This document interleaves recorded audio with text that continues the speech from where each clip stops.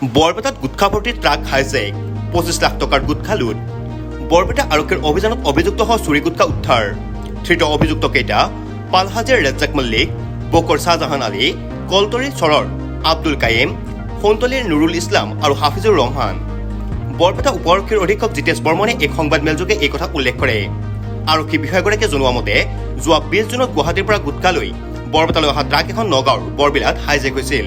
এই সন্দৰ্ভত 21 জুনত যুগল ডেকাই বৰপেটা সদৰ থানাত এজাহাৰ দাখিল কৰিছিল এই বিষয়ে বৰপেটা সদৰ থানাত দাখিল কৰা অভিযোগৰ পিছতে আৰক্ষীয়ে অনুসন্ধান চলাই গুৱাহাটী সোণতলী আৰু পালহাজীৰ পৰা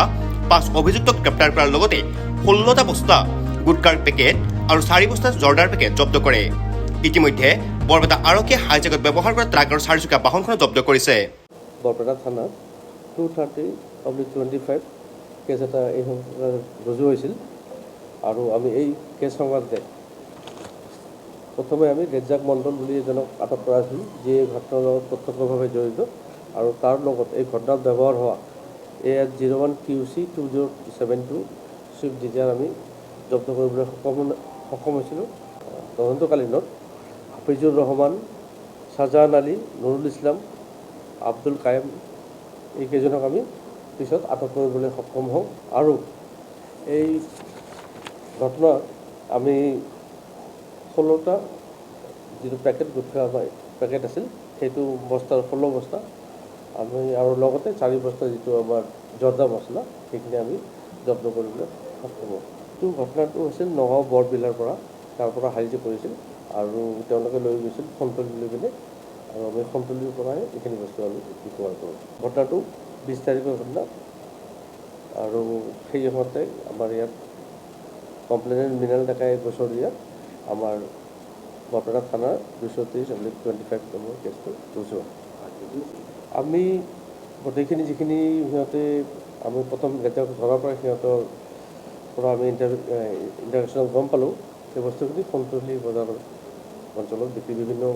দোকানত বিক্ৰী কৰিছিল এইখিনিৰ পৰা সিহঁতে দিয়া আছিল টোটেল 25 লাখ টকা এইখিনি আমি মাষ্টাৰমাইণ্ড কিছুমান আমি আইডেণ্টিফাই কৰিছোঁ সেইকেইটাক আমি সোনকালে গ্ৰেপ্তাৰ কৰিলোঁ সিহঁতে এখন ডাঙৰ যিটো ঘটনাত আৰু এখন ডাঙৰ বাহন ব্যৱহাৰ কৰে যিটো বাহনে নিৰ্দিষ্ট টাৰ্গেট কৰা বাহনখনক আগবাঢ়ি ধৰে যেতিয়া বাহনটো ৰখি যায় আৰু সিহঁতৰ গেঙৰ লগত থকা সৰু গাড়ী জাহাজ দুষ্কৃতে কেন্দ্ৰীবোৰে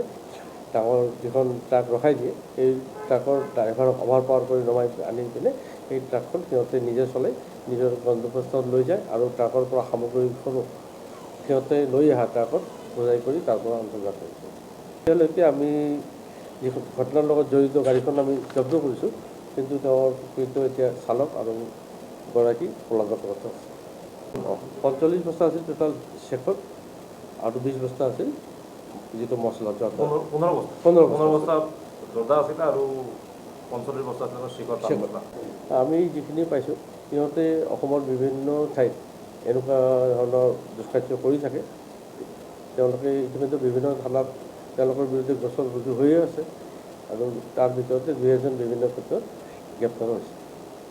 বৰপেটাৰ পৰা লাচিত বানৰ report news any 365 Stay informed, stay ahead. News Any 365.